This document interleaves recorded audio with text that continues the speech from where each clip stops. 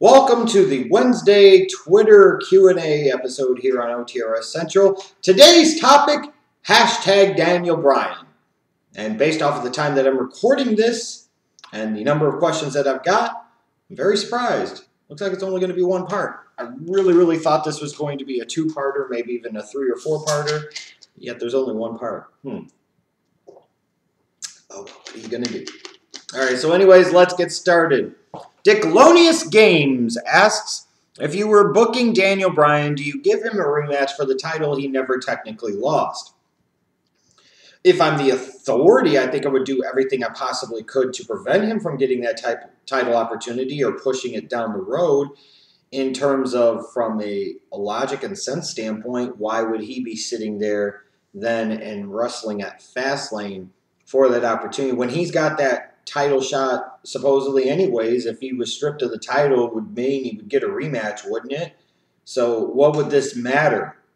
Have we signed a contract saying Reigns' title shot versus Daniel Bryan's title shot? Because if we haven't, then in that case, why is Daniel Bryan wrestling this match? Just asking. Capitalist 111 is one of the reasons why you're not that big of a fan of Daniel Bryan is because he's able to grow a full beard and you can't. No. That's awesome.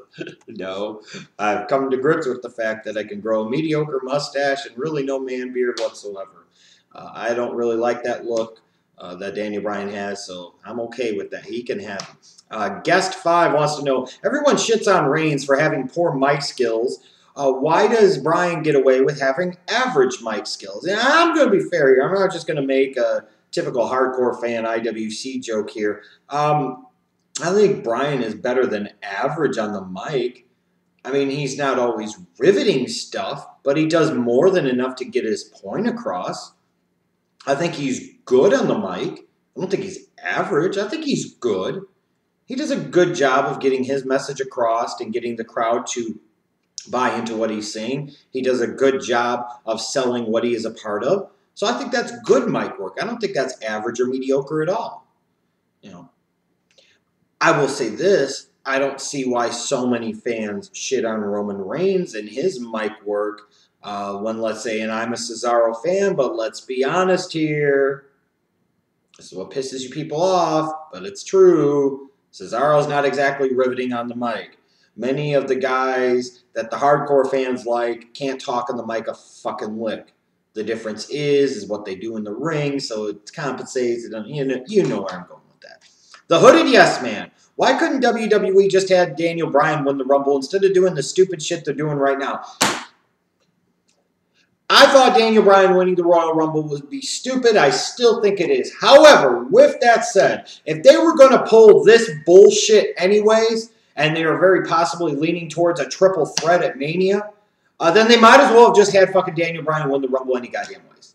Or done a washy kind of co-winner type of thing like they did in '94. I agree with you. This whole shit here is stupid. Absolutely stupid. If you were just going to do this, then why even fucking bother?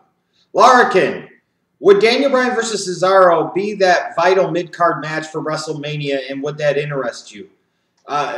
No, it wouldn't interest me at all. Not this year. You'd have to have Cesaro built up a whole lot better than what you do in order to have that match work for me. If Cesaro was built up better, would I have that interest in that? Could that be that type of vital mid-card match? Oh, absolutely. But however, the problem is that it is not, because Cesaro has not been built up well. So there you go. It's that simple. It's really that simple. Let's see here. Jose Lopez Jr. 7 wants to know, what does Summer think of Daniel Bryan? I think she made that quite clear on the Raw review this week. Not a big fan. Not a big fan. Feels that he is taking away Roman Reigns' rightful opportunity, and you're not going to tell her otherwise. I have to agree with her. Mr. Tuxedo, could a Triple Threat Mania match work if Brock was staying and Daniel Bryan did the job to keep Brock and Reigns looking strong? No, because then if you just put Daniel Bryan in that match to job him out, then people would be pissed about that.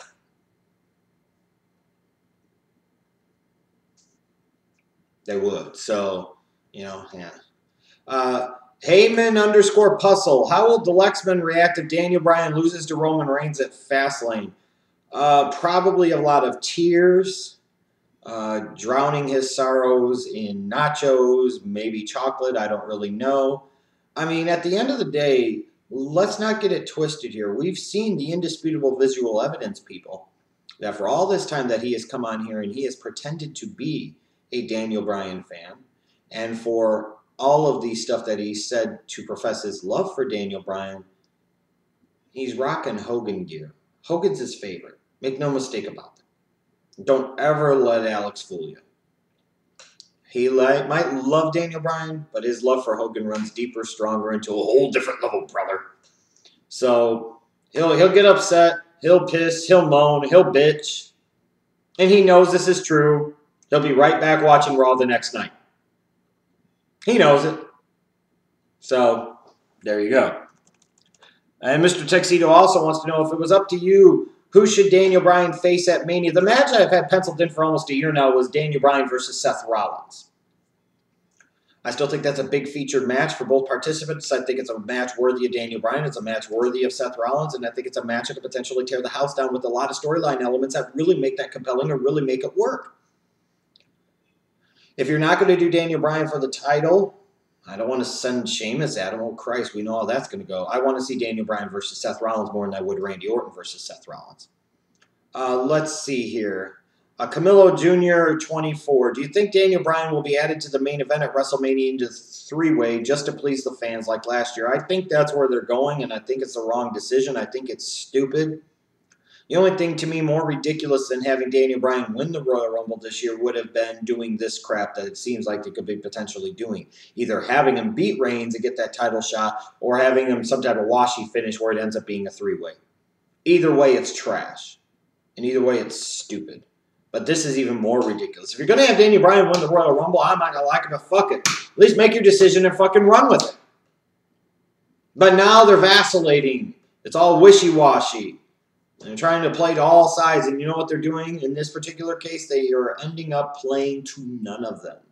This could be a disaster. Let's see here. Mr. Pile 1, would Daniel Bryan versus Lesnar work if Lesnar wins and Seth cashes in? Seth, Daniel Bryan for 3 pay-per-views, and Rusev beats Daniel Bryan.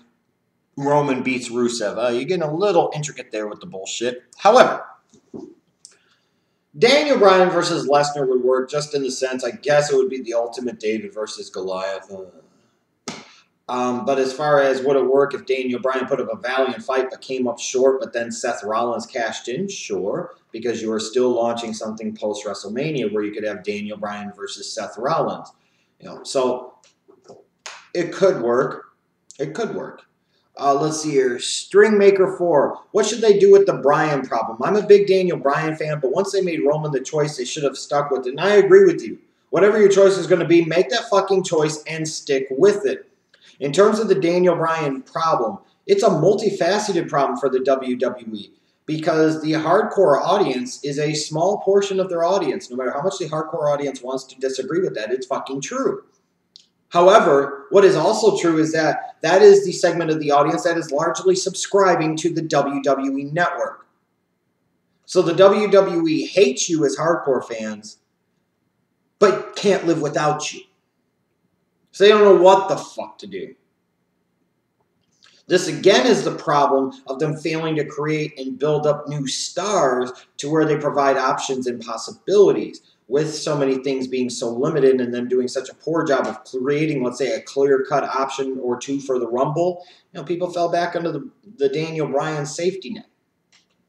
So what they need to do is they need to build up new stars, keep Daniel Bryan away from that fucking spot. They need to sit there and teach fans that while you have a voice, yours is not the only voice that matters. And at the end of the day, you can sit there and bitch and moan all you want, but if you're still watching and you're still buying tickets to come to the events and you're still buying merchandise, we've got to be doing something right. You can't be a bunch of petulant fucking babies and always think you're going to get your way. That's the animal that the WWE created last year, and now they're dealing with and living with the consequences of those actions this year. Because they've created that situation. They've created that environment. It's their own fucking fault for doing that. The Den Sidron, how would you have booked Daniel Bryan in 2015? I told you before, personally, I wouldn't have brought it back until at least after the Royal Rumble, if not after WrestleMania. After WrestleMania might be a bit of a stretch, but at least after the Royal Rumble. And at that point in time, I probably would have sent him at Seth Rollins. That would have been me. That's the match that I've had penciled in for a long time. That's the match that I wanted to see, and I think that match works, and the hardcore fans can beat off to it too. Everybody wins. It's got all types of things going for it.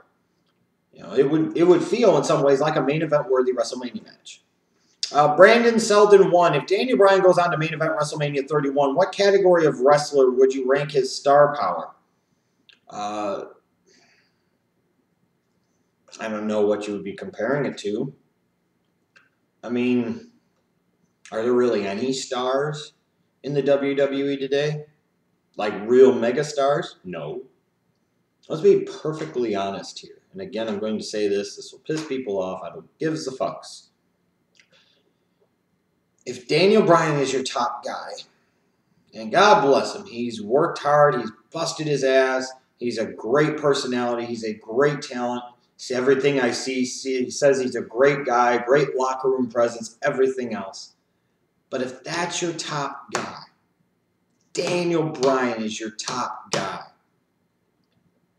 what type of indication is that of the current shape and condition of the WWE product?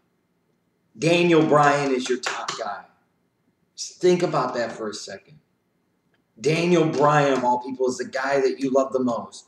All 5'8" or 9 of them, 195, 200 pounds. That's the top guy. This is the big star.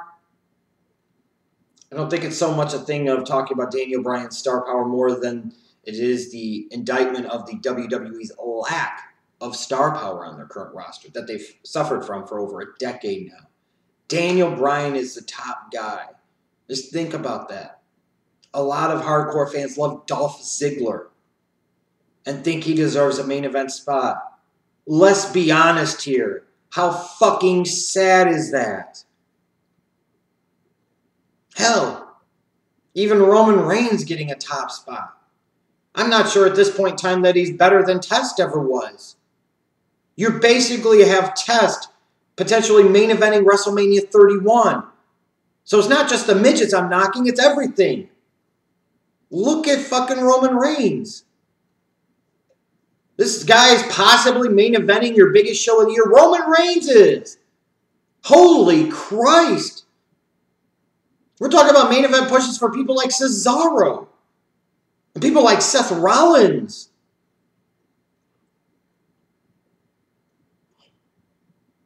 It's sad. It's fucking sad.